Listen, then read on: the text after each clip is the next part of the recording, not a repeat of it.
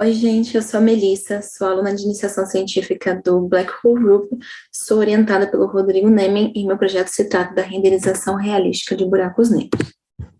Buracos negros são poços de potenciais gravitacionais infinitamente profundos cercados por uma região chamada de horizonte de eventos, uma superfície que separa o mundo exterior da região do buraco negro, da qual nada mais consegue escapar. Quando matéria cai dentro do buraco negro, uma estrutura em forma de disco é formada devido à barreira imposta pela conservação do momento angular. E dada essa barreira, alguma forma de atrito é necessária para permitir que o gás flua em direção ao buraco negro. As forças magnéticas contidas em um plasma ionizado é o mecanismo que fornece esse atrito, transportando com eficiência o momento angular para fora do disco.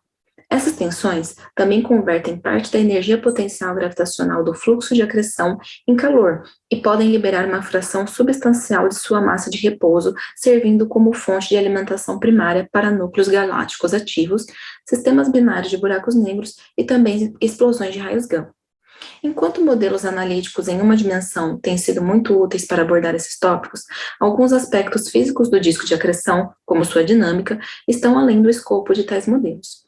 Em General Relativistic Magnetohydrodynamic, que são simulações numéricas, são possíveis incluir modelos mais físicos do que analíticos e estão se mostrando cada vez mais úteis para estudar a dinâmica multidimensional de gases, e tão importante quanto estudar também as propriedades radiativas dos fluxos do disco de acreção. Para isso, para esses estudos, estamos aplicando o código HAMR para resolver as equações de conservação de dinâmica de plasmas, as quais usam métodos otimizados e acelerados por GPUs para evoluir equações de GRMHD, e esse projeto de iniciação científica se trata de utilizar justamente esses dados produzidos pelas simulações para gerar uma representação gráfica em 3D, de forma a ter a melhor visualização possível desses dados dos fluxos do disco de acreção em torno do buraco negro. Para fazer essa renderização, é utilizado num primeiro momento o laboratório de programação virtual do Python, o Jupyter Notebook, com o auxílio de algumas bibliotecas conhecidas, como o NumPy e o Matplotlib. Assim como são utilizadas outras bibliotecas mais específicas, como o Hammer e o PyEVTK. O Hammer é um módulo, ainda em desenvolvimento, responsável por fazer a leitura dos dados gerados pelo HAMR, que após as simulações são devolvidos com a extensão .npz, no formato de matrizes. Aqui está exemplificado com um pedaço do código em que o arquivo Hammer10 é atribuído à variável snap, e a partir dela, a tabela contendo os dados de densidade é exibida por meio do comando snap.row. Já o PyEVTK é um módulo utilizado para fazer algumas conversões nos dados. A primeira conversão feita é a dos próprios valores, que nas simulações são gerados em coordenadas esféricas e é necessário que eles estejam em coordenadas cartesianas, para que o software responsável pela renderização gráfica faça a interpretação correta devido à maneira como ele é configurado.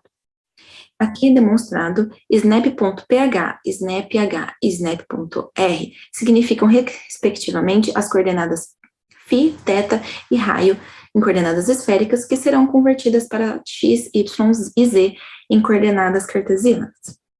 Já a segunda conversão se trata de transformar os arquivos que são devolvidos em extensão .npz para a extensão .vtk, que é o tipo de dado aceito pelo software da renderização, e essa conversão é feita por meio da função grid2vtk.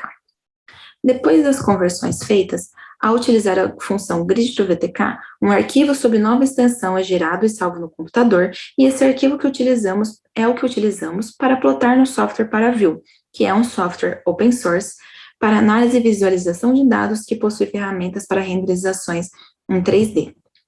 Nesse slide estão retratados os resultados dos últimos plots produzidos pelos dados do arquivo Hammer10, citado em um dos slides anteriores, para os valores de densidade. E é possível ver que não se assemelha com o esperado. Dado que se trata de uma representação simulada de um buraco negro, não há sentido físico no que foi renderizado em termos de distribuição de densidade. Discutindo a respeito com o orientador, foi pensado que o que poderia estar gerando essa confusão na representação dos dados é a maneira como a matriz está estruturada, de forma que, ao fazermos a conversão de coordenadas esféricas para cartesianas, modificamos os valores em cada espaço da matriz, quando deveríamos ter feito a conversão da maneira como os índices das matrizes são organizados.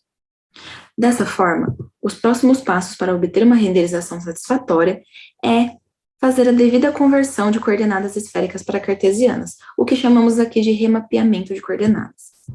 Aqui está uma exemplificação em 2D do que queremos aplicar para os dados das simulações.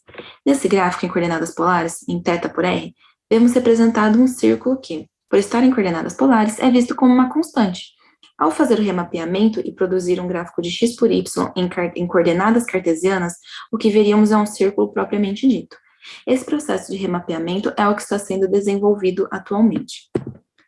Para o futuro, uma vez que os dados são lidos e interpretados de forma satisfatória, a pretensão para o projeto é encontrar formas gráficas mais detalhadas para visualizar as simulações.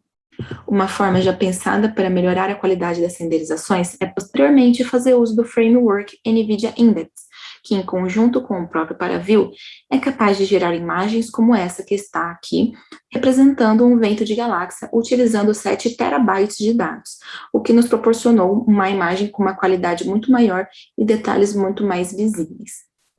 Dessa forma, agradeço a todos pela atenção durante a apresentação e muito obrigada.